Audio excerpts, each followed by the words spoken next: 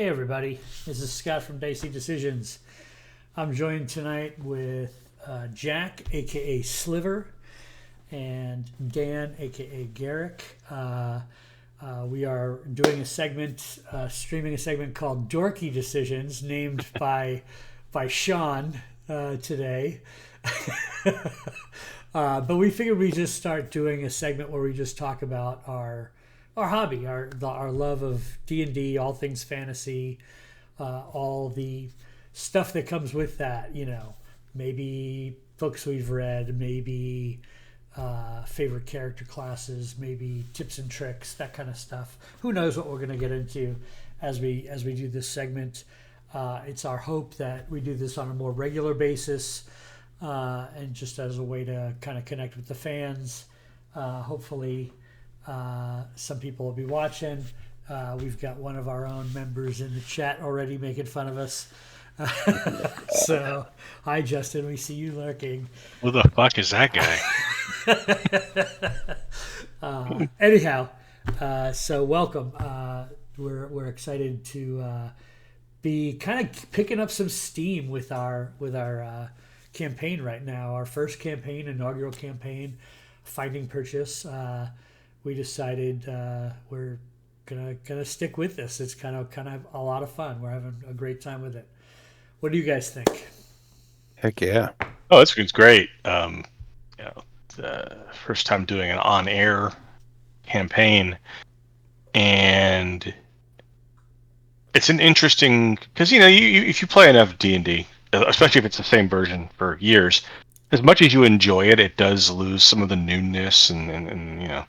But throwing the streaming aspect into it really makes you figure out how to portray how your character across, and something you're not used to having to do. So that kind of alone made it like a refresh. It was nice.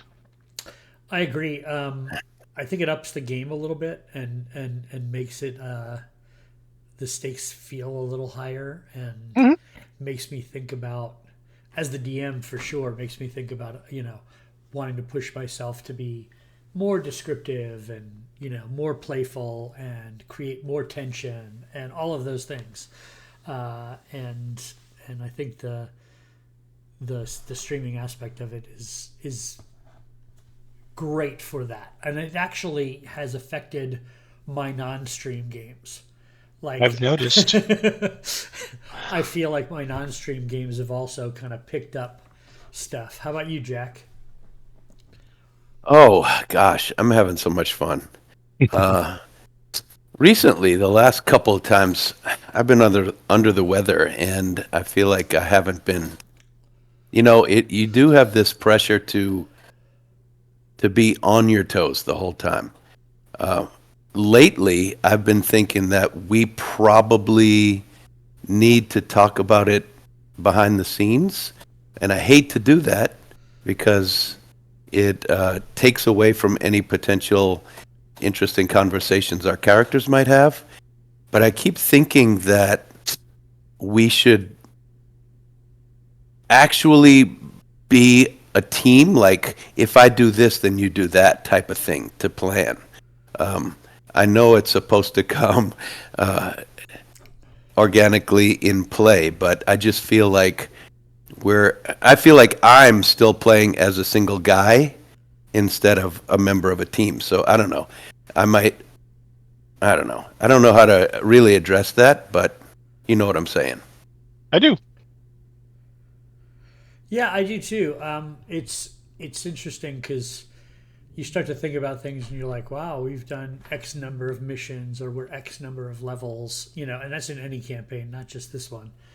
Shouldn't we be, more used to it by now? But I think that there's some reality of the fact that, like, the pressure of the moment. I watched this great TikTok today. I wish I could shout out the person I saw it from, but it was talking about the need for a combat round to feel like the 6 seconds for the entire round is Wow. supposed to take 6 seconds. Mm-hmm. And how do you keep that pressure, and how do you keep that up? And a lot of it has to do with the fact to try to get your players to feel a sense of urgency to act. Because if they're going to sit there and talk about, well, should I do this or should I do that? Or wait, if you do this, I'll do that. That's not realistic. This is happening as the synapses fire. Right. No. I get it. And those kind of things should create mistakes because that's real life. Real life. Here we are. unless you're stream talking about real life. But you know what I mean? Like, that's reality of it. Is Sliver should jump and do what Sliver would do, whether it's the right choice in the moment or not. Yeah. I think you're actually really good at that, Jack. I've been trying. We're getting to the point where I think maybe we should train. And if we train together, then we would start playing off of each other's thing. We just never have done that. I dig it. So in between the next two missions, a nice training montage I could put you guys through. Make sure you pick the right background music. Gonna fly now. Eye of the Tiger. Just make sure. I Will Make a Man Out of You actually would work as well. Nice. And as we go, I think we should all talk about like how sweaty Tarlin looks and why is he so out of shape, things like that. We'll just pick on Justin the whole time. It's 2 fists deep in a pie. That's why. Yep. Tarlin, sweaty Tarlin, our little beach ball. Another thing I was thinking about is I'm just looking at us right now. We all look very different. We have different lighting. I was wondering if we should standardize the way we look with halo lights or something. Yeah, the tricky part about that is, like, as an example, I'm in an apartment and I only have, they have these weird, very proprietary bulbs in here that I can't really change the color temperature of, which pisses me off because I'm a lighting designer by trade. So, and I've got a little light right here next to me that I can change the color temperature of and whatnot. But I don't think we're going to get, 6 different cameras, 6 different environments to be the same. I think maybe a little look at what we can tweak with what we have might be worth it. It's tough. And yeah, that production quality, I look at our stream and I think we're doing pretty good compared to what I see out there. I think there's others that are better than us, of course. And then, the stuff that everybody's consuming, the Critical Roles, the Dimension 20s, the big stuff that everybody's consuming are, this massive budget stuff. Sure. And they're all together in a studio where they can do whatever they want. Sure, but even when they streamed somebody in, or whatever the case may be, they've just got gear and everything else to make it look great. So for a first time campaign, I'm pretty happy with our overall quality within the stream. I mean, if you think about it, I go back and watch the first episode of the first season of Critical Role. You're basically sitting around a table in somebody's apartment. Right, with one camera, right. Right, exactly. Yeah. Not saying we're trying to be Critical Role. I'm just, I'll hide my Caduceus shirt. But no, yeah, I agree. But it's hard to not see that as like a benchmark or a goal or whatever. And I think it's good to try to make sure we're aware of it. I think we've done, better about, everybody's cameras are getting a little more dialed in, and their sound levels are getting a little more dialed in. I was listening actually to this past week's stuff while I was pulling snippets off to play on TikTok, and I felt that I gave Corin a note that he had, because Corin running the stream, my son, he does a lot of the behind the scenes stuff during the game with OBS and streaming and Twitch and everything else, and so it's what he hears is the volume of the levels. It's not what I hear, because I can turn Jack up for me, but if Corin doesn't turn Jack up, the stream doesn't get Jack at a higher volume, right? So he's got to have the critical ear to balance everybody. As long as he doesn't turn Jack off. Or on. That's true. That's a whole nother stream. A whole other app. Yeah. Yeah. We'll lose affiliate like that. Yep. We'll be banned. Speaking of banned, it's nice that we can only see each other from chest up because we don't have to wear pants like in COVID. I for the record, I am wearing pants. So Me too. I have shorts. Yeah.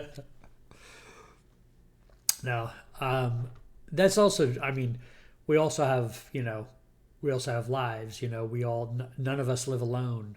We all have other people we live with, and we're doing this from our homes on our free time. So it is. We are going to have interruptions. We're all going to have to step away for a minute. We're going to have to, chase a cat off our shoulder. Those kind of things. Yeah. I mean, Justin had his cat pull out his camera or microphone cord one day, just a random thing, and that's going to happen. That's going to happen. Sure. So, as far as like where the campaign's gone, how do you guys feel as far as like character arc of development for you each individually thus far? I'm actually kind of surprised because you have the backstory, which we all gave you, and everybody's gotten like a bump in their personal story by this point.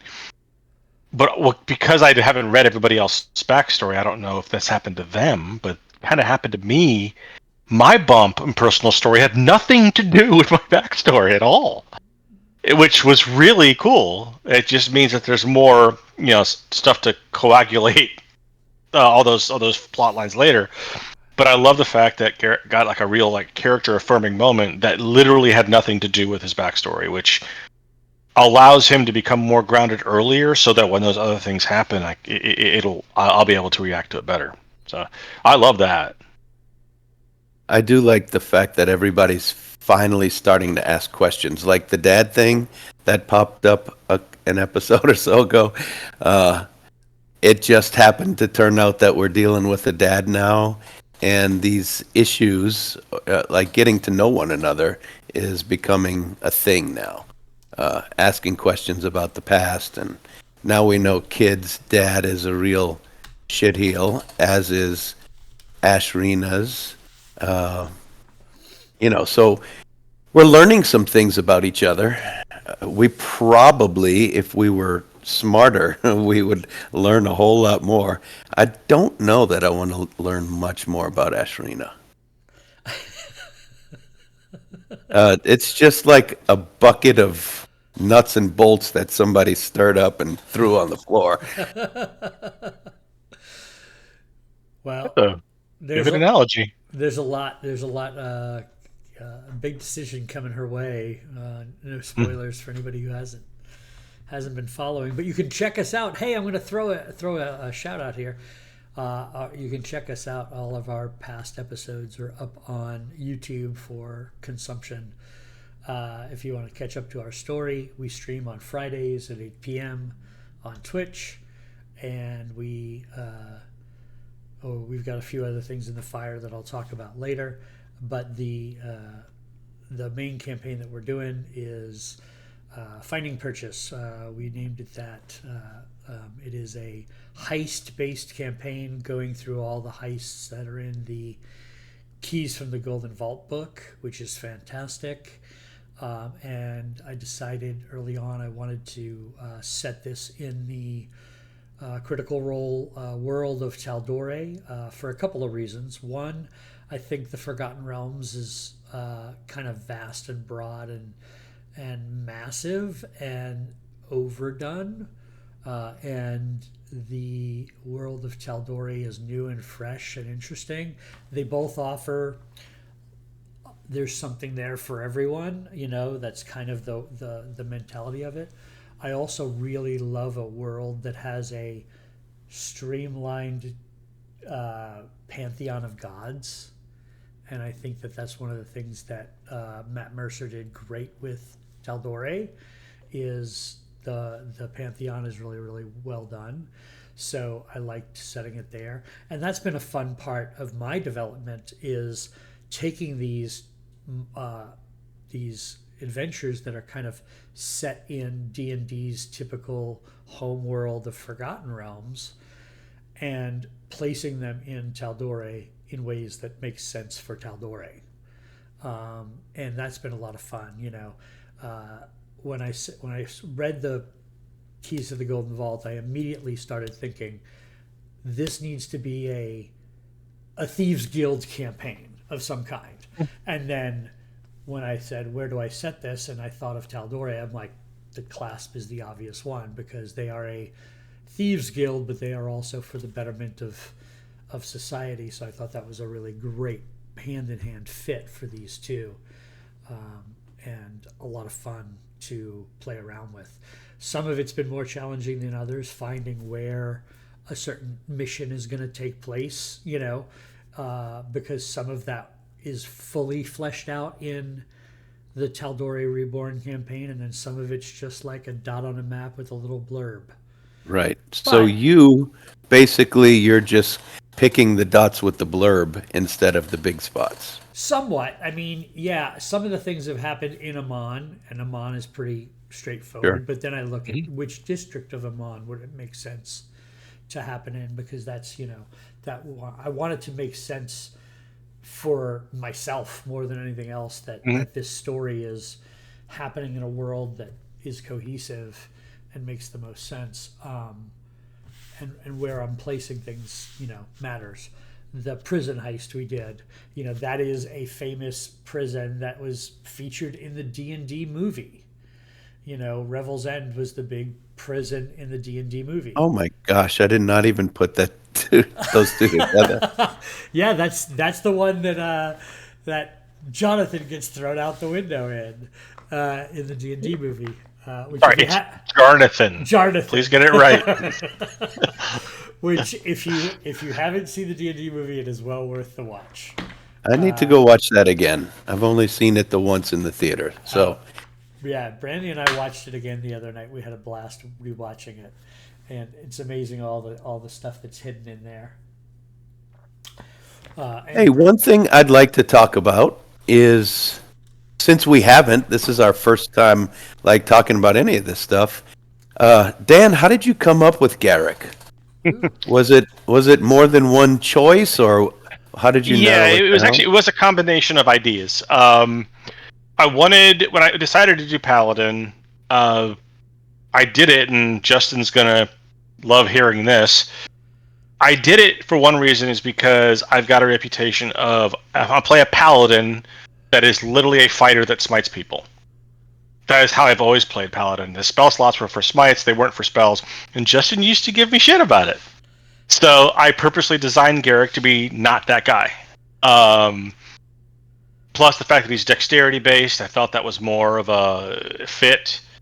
The Stillbraid thing is that's a spoiler, but the Stillbred name is actually the same family as another character I played in another campaign. Had the Haunted One background and was followed around by a young human girl named Miri Stillbraid, and that I had a huge family tree. And I went back to that tree when I was trying to figure out the finer points of Garrick, and I saw his name in the tree, and I started to formulate from there, and just basically transported him from where he would have been in Faerun, similar to what Scott did with most of the locations. And okay, where would he fit in Tal'Dorei? And why did you pick Paladin straight off the bat?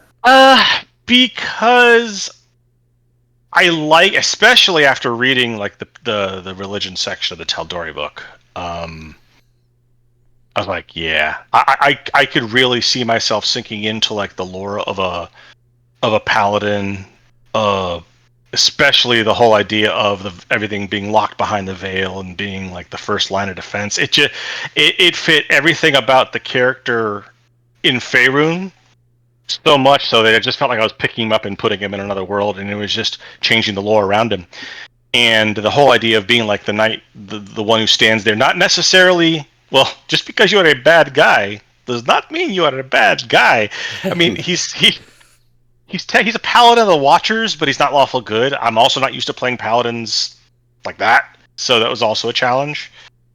So that's why there was a couple of challenges I'd never really tackled before.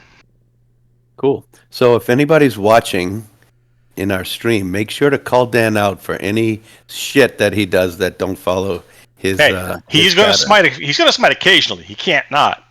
It's hard to ignore nat 20s on it. Oh yeah, heck yeah. But yeah. Yeah, I'd like to hear eventually. I'd like to hear everyone's reasoning and backstories and all the stuff that goes into this. Well, I mean, some of that comes out in the game in pieces, parts. Some of it, and the interesting thing, putting a group together of you guys were all handpicked for your ability to be fantastic role players, and the putting a group together and seeing how you all handle your backstories, because it's all slightly different, each person, and how you handle it. And then trying to be the guy that's using some of that or massaging some of that into the story, or creating situations that I think your characters would care about, even if they're not part of your backstory, but they're tangential or related or those kind of things, is really a lot of fun. And I've been doing a lot of research lately. As a matter of fact, sitting right next to me is the second book, The Ultimate RPG Character Backstory Guide. This is the expanded genres edition. They did a standard fantasy one, and this is kind of expands it out for ideas. And it's actually like a whole bunch. It's like a workbook you can use to go through and make your backstories for your characters and flesh them out. It's great for people. But even just the beginning chapter, just talking about like, what can your backstory be for you, and then what can it be for the campaign?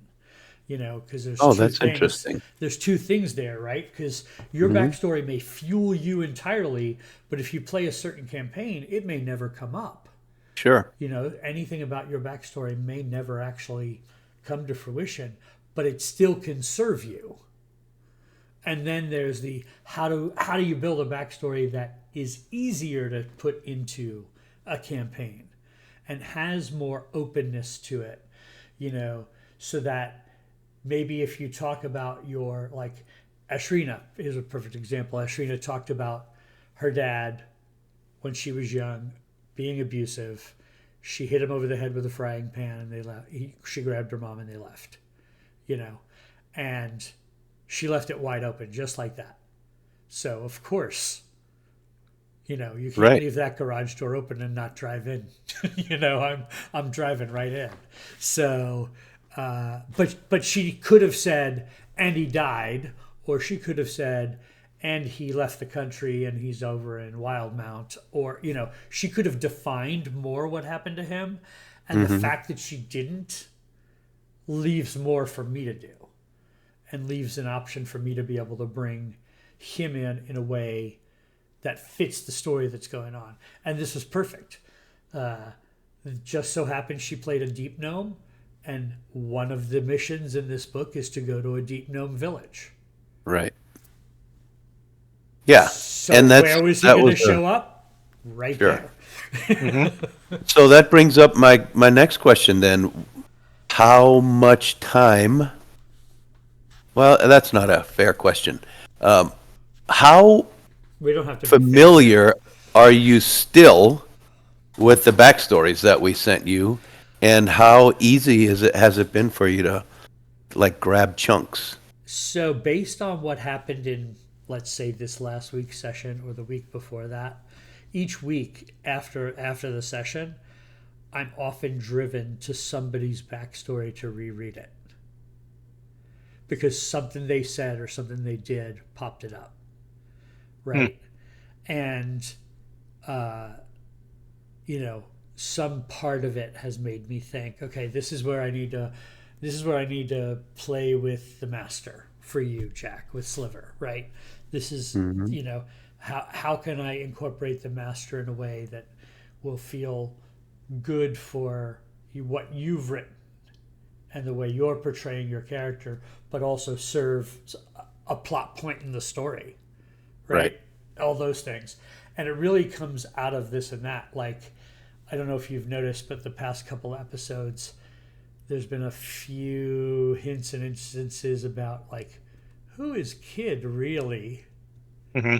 And there's a little bit more about him coming up down the pike. So it's likely that maybe in the next mission or the next mission after that, I'll be leaning on his backstory, right? You know, and I think that's kind of the ebb and flow of it, you know, like early on with Justin having Tarlin go and speak to the tree, you know, he put his backstory right into the session, right? So there was that, and he did it without knowing I had already built an NPC who was coming with an item that was his husband's.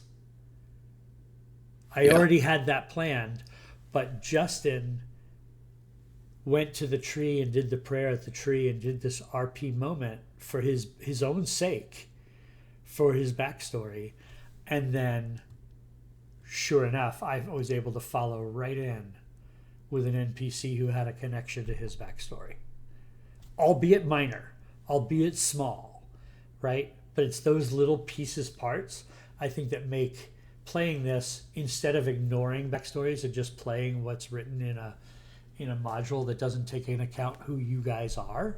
Right. I think that's what makes a campaign, as opposed to we're just playing D&D. Right. So,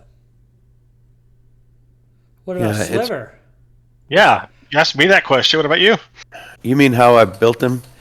Yeah, where did the idea come from? What caused you to go that direction? With not only the fact that, you know, I'm not talking about necessarily his class or his race, or even but the core of who he is as a person. Especially the way he's a little bit naive, but at the same time, he sometimes has those moments where you give him a side eye, like, how young is this guy really? Well, let's see, how do I answer this without revealing too much? Because almost nothing of my backstory has really come up, except for this guy that I've been talking about that, like, is in charge of my life. So how did I come up with him being a youngster? When I first was building this character, I wanted to make someone who was good at a lot of things, a lot of specific things that people don't necessarily choose as their high level skills. So I started off with a ranger, and I was massaging numbers and moving numbers around and messing with all the different skills that I choose. And at some point, I was ready to go with this ranger. I had a feat, and then people started asking around, like, who's going to be our healer? And so I said, well, I guess I'll scrap this character and be a healer if we really need to. So Scott and Justin both said, well, try a bard. And I didn't tell you guys this at the time, but I had played a bard only once, a long time ago. It didn't fit me. It's not my personality. It's, you get this was way back when I had started, probably 5 or 6 years ago. I had started again for the first time since I was a teenager. And playing a bard, there's a definite trope that you think this is a bard. It didn't fit me at all. And so I've never played a bard since. And so when I sat down to change the guy that I was going to be into a bard, because we needed a little bit extra touch of healing. This was, I think, before we had a cleric in the group. Justin and I sat down and I said, well, look, I need help. I don't know how to build a bard that's worth a shit. I've never done this before. And so we talked about some things. I'm still not sure really what I'm doing. There's a Welcome to lot of D&D! yeah. There's a lot of times that I'm like, well, I'm in a fight and I can't do shit. Because I really haven't taken any spells except for some really minor ones that can hurt anybody. So when we get into fights, I'm like, well, this character's not built for this. I'm built to lie. That's what I'm made for. I'm built to lie my ass off and get away with it every single time. And almost never, well, when we were in the prison, that really helped. Yeah. But in a lot of situations, it has not. Like right now, we're in the dark. There's nobody to lie to, so I'm just hiding behind everybody. Well, it's interesting to hear you talk about like the trope of a bard and all of those expectations and whatnot, because I've become a fan over the years of like blowing those tropes out of the water and trying to find ways to build characters that, yes, you have the game mechanic of bard, you have the game mechanic of fighter, you have the game mechanic of whatever it is, right? But if your concept of who this character is not your stereotypical, but you can justify how those powers or abilities manifest. I played a monk who was a klutz. And he was a klutz. He was tripping all over himself. And it literally, so I would describe his flurry of blows by him literally falling all over his opponents or the surrounding things. Like I hit the table and the table flops up and hits the guy for 6 points of damage. Right. It's all flavor. It's still a flurry of blows. Yep. But it's not your trope of this monk, you Yeah, know, right. or whatever, right? It's just figure out a way to make the mechanics of the game help you tell the story of the character you imbibe. And I would say that you're doing that really well with Sliver on many ways, because Thank you. you're playing this kid that's been raised to be a clasp agent. That's not giving anything away, right? He's being raised to be a clasp agent, right? So he's been given this eclectic training without any knowledge of what the final purpose is. Right. And you're And embodying that. actually, that's why I chose a kid, a teenager, because I always struggle with when you're level 1 or level 0, when you're putting it together, why do you suck so bad? And how do you get better so fast? And I had to justify, I've got like 3 spells. Why am I terrible? And why haven't I learned more? So I said, I can't be an adult because I would know more than this. I would have trained longer and harder if I had an adult brain. So I made myself a kid who is literally just learning. He has 3 spells, and this guy is telling him what to do at every step of the way, and he's working. He's just got a delivery boy job, which he's using to spy on people. That's all he can do. Sure. And so that was the concept of him. But that's all paid off already. Like, right, yeah. Building that concept has already paid off in how you've played it. Yeah, there might be instances where you're fighting automatons and your spells don't do jack versus them. Sorry. But, that's okay. There's going to come a time where, the creatures are immune to, Oh, yeah. I'm not taking it personally at all. Whatever in kind fact, of damage somebody's got, right? I put together a few things that he absolutely loves, hanging around that center in Iman for the mages. That's got this beautiful, like, shimmery. What's that? It's skipping my brain right now, but it's the center of town where the mages are in. It's like an arcane sanctuary almost. He likes to see that stuff, and he loves airships. And both of those things have happened already. We met a guy who works in the Arcana or whatever, Right. and we rode an airship. Yay! So Sliver's really on top of the world right now because he's just a little douchebag that only wanted a couple things. Right. Right. So now it's my job to find out what he really wants or what will really excite him in the future. And you know what? Have you ever spent time? Well, this is all of our first time to do this, but I wonder if people spend time like one-on-one conversations, like you and Dan, like talking about in depth what would your character, what would make him a success? What's his ultimate goal? But not telling anybody else, just you two. So I've done that in the past where it's been, you know, I need more direction than their backstory and their current play is giving me, or I need to know which way to jump between choice A and choice B that would excite the player, right? Mm-hmm. You know, that kind of thing. I have had those kind of private conversations but it's hard to do and not give spoilers. That's the tricky part, is to not give spoilers, is to not foreshadow what's potentially coming. But you know, one of the caveats and one of the things that I think by design I specifically chose, you're all members of the clasp.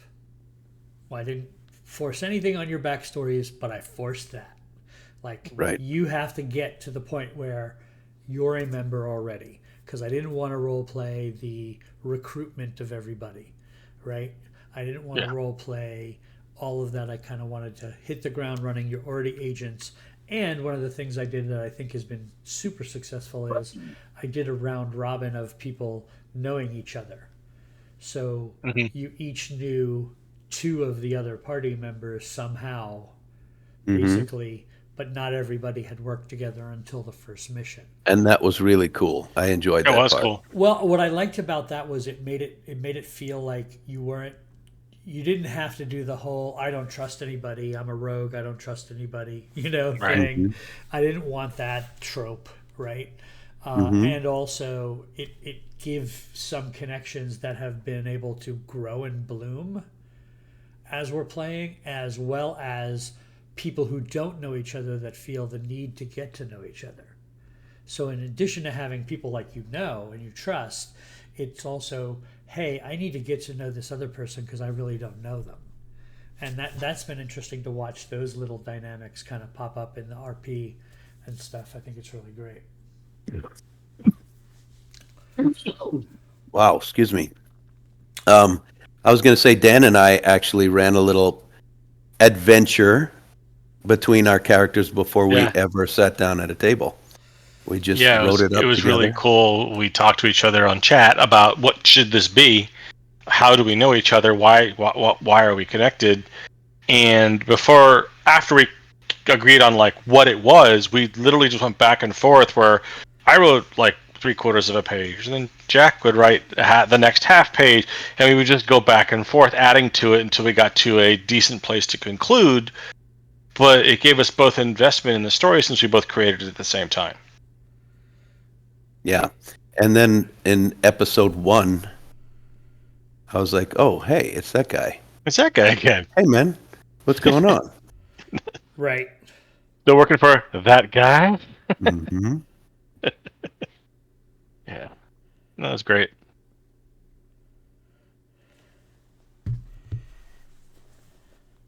Well, we have any other topics that need discussing? Well, Let's see. I mean, we could go on and on and on. We could. But, I'm sort of interested to hear what you guys think is going on with the current. Well, I don't want to spoiler info stuff, but the current mission. What you guys think is really afoot here? Thought about it. I know this. I don't know that pantheon of Tal'Dorei well enough.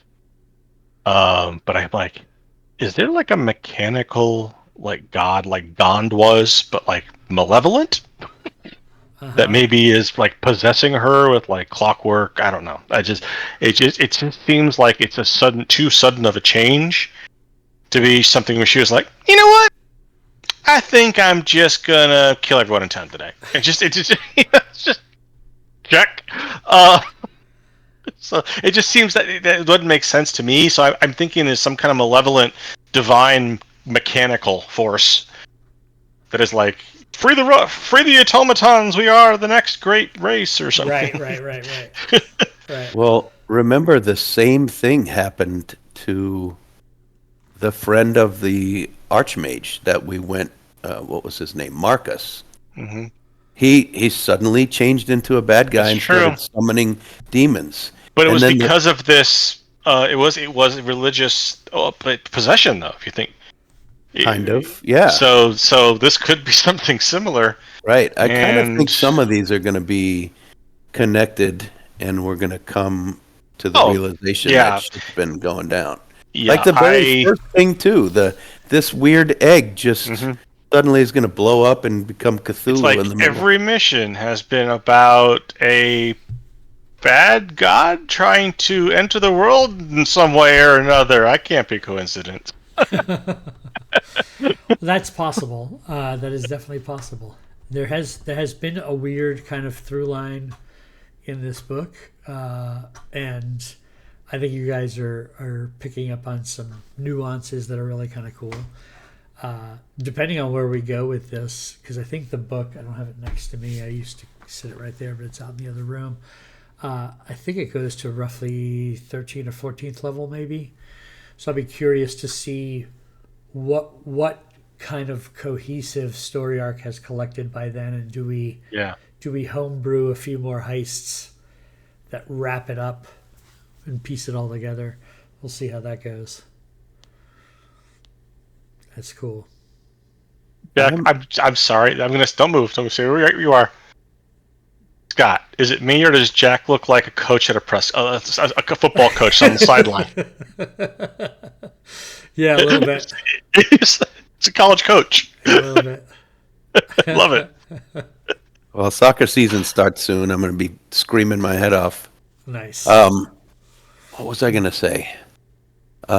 You know, one thing that's kind of got Sliver and me a little bit on the fence, like not knowing which way is up, is that the Clasp is a bunch of thieves and cutthroats, and yet they're doing it for the good of society and the world. And so a lot of it, I'm purposely not trying to think it through because my character, it's so over his head that he's just following along. Above his pay grade? Oh, yeah. Well, I mean, how you choose to play Sliver's reaction to that is fine. Just realize that, like, my take on the Clasp is they are a organization that is willing to get their hands dirty for the betterment of society. They are, they're more Robin Hood. Got it. Than anything else, right? So if I had to put an alignment on it, and alignments are messy, and I don't want the whole discussion about alignment because we can spend hours and hours. But if I had to, character would do. If I had to put an alignment on it, I'd say they're chaotic good, right? As a whole, they probably have some chaotic neutral members. Oh, definitely. Right. When they go to those people when they realize there is something that needs to be done that they don't want to admit needs to be done, and they need somebody who is maybe a little less good to like help them see reason. Right. And then there's the true neutrals. Yep. Who they also have, who are just like, nope. That is the answer. Mm-hmm. That is the answer to bring things back into balance. And make things better. It should be morally gray. I think that morally gray side of it is what makes it interesting for me. Yeah, that was Sliver's most emotional thing so far when he found out the master was serious about trying to make things better. He thought he was being trained as a bad guy since day one until that episode. Right, right. And I think that's something that you should have felt, Yeah, right? Like, I think that's it something was you a should have real felt. feeling. And I think that's going to stick with Sliver on some level for a while, you know? And I hope to We'll create see. more morally gray Right. opportunities, you know? I think that that's an interesting aspect of what pulling off heists are about. Mm-hmm. You know, do you knock the guard out or do you kill him? Right. Depends on who the guard is and who they're working for, and you know what that guard's done to you. Right? Well, So, Garrick's been pretty much a stand-up guy from the beginning. And maybe he's going a little bit gray right now. I'm starting to see a little change in Garrick. Like, enough is enough. Fuck you. I'm going to kill you. That type of thing. I mean, it started because of the paladin. What happened to the paladin and in the basement in that house, and seeing the cultists and everything I had done. Which is, I mean, that's basically what he was trained for. Was defending this plane from things that shouldn't be here. And so when he saw Paladin of the Raven Queen in the state that she was, kind of took him to a place he'd never been to before, because, you know, he trained in a church in a medium-sized town, not a huge town, but he trained. Everything was a simulation. Everything was hypothetical.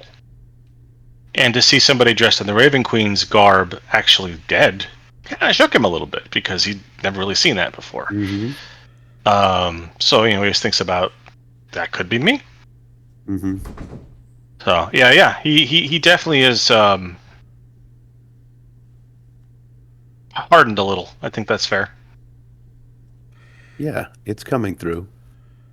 He's always been the first one because he knows we're a little squishy behind him, but now he's like, oh, I got this. You know what? If there's another one in there, I'll take care of it. Just watch.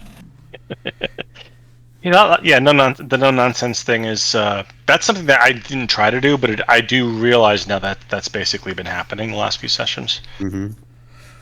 So. yeah. That's interesting if you didn't realize it, because it's definitely a little bit like before. It was like, I don't know, maybe, hey, hold on, don't steal stuff. Let's just take it easy through here. But now he's not that way anymore.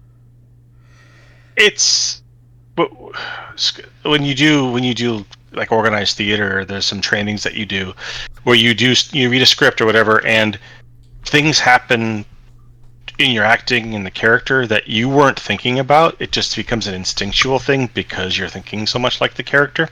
Mm-hmm. That's what happens with Garrick too, I think, because I try to put myself in that mindset every Friday. I like to think in some ways Garrick is a lot like me, in other ways he's not, but the one, so it's easy to get inside the part of his brain where he's like, what's important? What do we need to do right now? Mm-hmm. How important is it that we do this the right way, quote unquote, the right way? These things that he has to think about every time he gets into a situation now. Right. It's really fun to be in that. I guess is it method acting? I don't know what it is, but when you're in the mindset of your character, that's good stuff. Yeah. God, have you done that with your NPCs? Oh yeah. I mean, on some level with all of them to some Yeah. degree. It feels like it most of the time. Right. It definitely is something that is, give or take. Some NPCs kind of are boiling around and will be there for a little bit. And I intend to reoccur and this and that. Obviously, you gave me a gift with the master, right? You gave me a gift of an NPC that I got to really take over from what you wrote, which really didn't have a whole lot about who he was or his backstory, but enough for me to say, who would this person be? Mm-hmm. And then I had to come up with that, and Can't wait that's to find out. gonna be even more interesting as that evolves, right? And just trying to find ways to connect. Some of them are NPCs that I've taken right out of the Tal'Dorei book, and so they might have had a life in Critical Role stream, which I have whatever my 50-year-old brain will remember from when I watched that episode 2 years ago, yada yada yada, whatever. But I'm not going back and trying to recreate what Matt did. I'm trying to make this character my own based on the description of that NPC that's in the book, right? Right. Because that book is my source material that they're giving us and wanting us to play in, wanting us to play in that world. So I look at that. I've toyed with, will you meet one of the Critical Role PC big characters, right? Because there are several of them that in canon, in this book, I've got their stat blocks. Like, I totally have free reign to do that, but I don't know that I'm going to, because that just feels like, oh, wow. Matt's already struggling trying to play his players' characters as NPCs in future campaigns, Right. And it's like, I don't know that I ever want to go there, but will I take the head of the Claret Order? Yeah. Give me him. I'll role play him with Dan. That was great. It was great to have him, have this blood priest of the Raven Queen interact with the paladin of the Raven Queen. That was a lot of fun. And trying to dive in and making sure I'm being true to who that character should be is always important to me. And then, I really like trying to wrap my head around who these villains are. These different villains you guys are up against have a lot of motivation and are really well written. I'm really impressed with, Keys of the Golden Vault, how it's written, and I want to do it a good service and take these NPCs and give them more of a life instead of just being the guy you got to beat in the final combat. Right? So that's interesting to me and a lot of fun. Yeah, it definitely, you're able to tweak them, and you're doing some fun things with them. Well, and I think it's important, I had no intent, none whatsoever. Perfect example, just thinking back, I had no intent to have to really role play the warden in the way that I did. Right? Oh. But then your mission took you there. So I had to go there, and you wanted to do a role play heavy immersion. I want to get to know this person. I want to get them on my side. I want to do all this, and you were doing such a great job with it that I had to honor that. So I had to say, well, who is this person? How would they respond to this? They're lonely as hell. Yeah. Someone's showing them kindness and talking about the beauty outside the window, and they're the warden of a prison. God, they're going to be attracted to that. They're going to want to talk to you all day long, right? But I didn't have that in my head until you started doing what you did with Sliver. That was fun.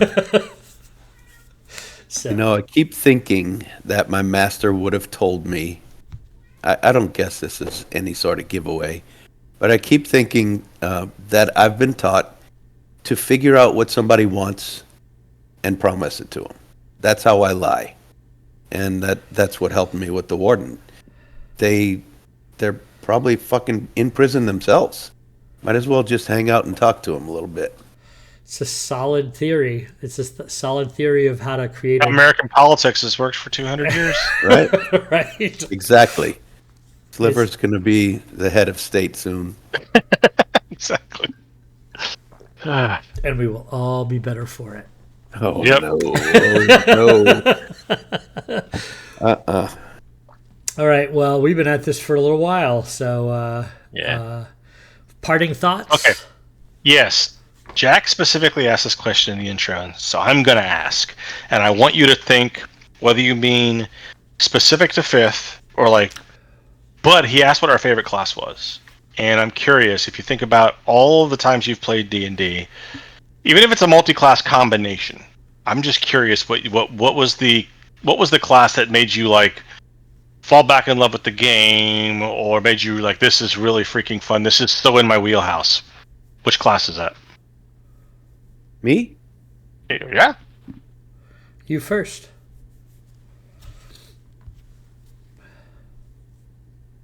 Every character that I make up, I kind of enjoyed to a degree. But I gotta say, even though Monk is so maligned and seemingly underpower, I think it's so fitting to like an adventurer. They just can fight. And they don't need swords, they don't need anything. They just can do lots of really cool things. They don't have to be karate masters or ninjas. They're just badass. They're like Batman without the batarangs. And I don't mind not doing quite as much damage because I don't know. The monk is my favorite one. I think monk's really great. A great way to envision different types of fighting. Right? Yes. You know, so it has so much you can do, and think about, you know, one that's about wrestling, or one that's about fast hands and that kind of thing, or one that's really great with specific weapons. Like there's a versatility there in the class that I think can be very, very interesting. And then some of the subclasses they've come out with are pretty flavorful. So that's pretty cool. For me, I've always been a rogue guy. And every iteration of the game that I've played, I've not been disappointed by the rogue. I think the rogue is great. And then super soft spot for the wizard. And I love the aspect of like gaining power through knowledge aspect of a wizard. So that's always been my fun. Those two I probably have had the most enjoyment of and the most fun with in 5th edition for sure. That being said, I've played some silly ass, crazy characters in 5th edition. I had a Louisiana redneck dragonborn sorcerer. Oh my god, that's right. So like, I don't know. I like having fun with it. I like trying new things, and I will say I think the strongest class in the game, and Justin's going to be very happy to hear me say this. I think the strongest class in the game is the cleric, and most versatile, and the most flavorful as well. I think the cleric is a really, really strong class, and really enjoy playing them as well. Played one in a campaign that Jack and I were involved in with some other friends. I played a little halfling cleric that I just adored, and that can be a lot of fun. So how about you, Dan? Well, if we're talking 5th edition strictly, the class that I enjoy playing the most, you've already said it actually, is the cleric. Never was in the previous editions, never like really sat with me, but as much as 4E gets some some bad vibes, there were some things that they did when making 5th edition that kind of are reminiscent of 4E in a good way. The whole, you have options to do this many times per day, and the cleric, every domain is a completely different class. And I love that about it. Yes, they've got the base spell list, but you want to be a tank? Cool, war cleric. You want to be heal bot? Life cleric. You want to be able to do damage? Do light cleric. I mean, there's so many different ways to play a cleric. It's one of two classes you could probably have like 5 of and be perfectly fine with. I think Bard is the other, honestly, because of how versatile they are. But yeah, cleric 5th edition. Overall, I already mentioned 4th edition.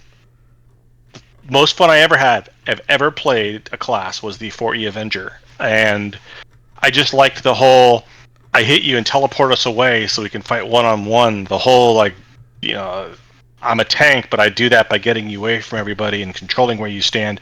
It's kind of like why I like Vengeance Paladins in 5th edition. I felt that's the closest analog. But as much as 4th edition wasn't my favorite edition, the Avenger is like my favorite all-time class to play. Nice. I don't know that one. It sounds fun.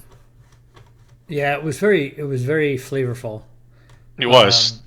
I enjoyed your characters playing with those characters of yours, Dan, because they were very fun. All right, folks, we're going to wrap this up. Last time, I just want to say that you can catch us live with our stream, Finding Purchase, on Dicey Decisions Twitch channel on Fridays at 8 o'clock. We're running through Keys of the Golden Vault, set in Taldore. On the screen here, you see our link tree for all our socials. Come interact with us. We are really starting to pick up steam and wanting more and more interactions. One of the things we're coming up with is we're going to be doing a series called Author Adventures, where indie authors are playing their main characters in a D&D one-shot that's going to be run by our very own Justin, and we're going to stream that live. Super excited to try that out. We've got our first set of 5 authors, one of which is Brandy, who does a lot of our marketing videos and has guested on our stream for a couple with her librarian. She is a published author and came up with this wonderful idea and pitched it to us, and we said, absolutely, let's do this. There should be a whole world of this for fantasy authors to be able to try to play their characters. So why not give it a shot, see how it goes the first go around, and then see, maybe it'll snowball into a regular series for us. Super excited for that. Jack interviewed Brandy last week. I've been throwing some snippets up, and you can see the whole interview on our YouTube channel as well. He's going to be interviewing tomorrow night, as a matter of fact, our next author. So looking forward to that, and we'll be streaming that tomorrow night. And where are you throwing these little snippets up? I'm throwing these snippets up on TikTok, which you can get on the link tree there. So I always put up snippets from our streams every week, usually stuff that makes me laugh throughout the stream and whatnot. Using that to try to just build some momentum, build an audience, and everything else. So check us out and keep watching out and keep interacting with us when you can.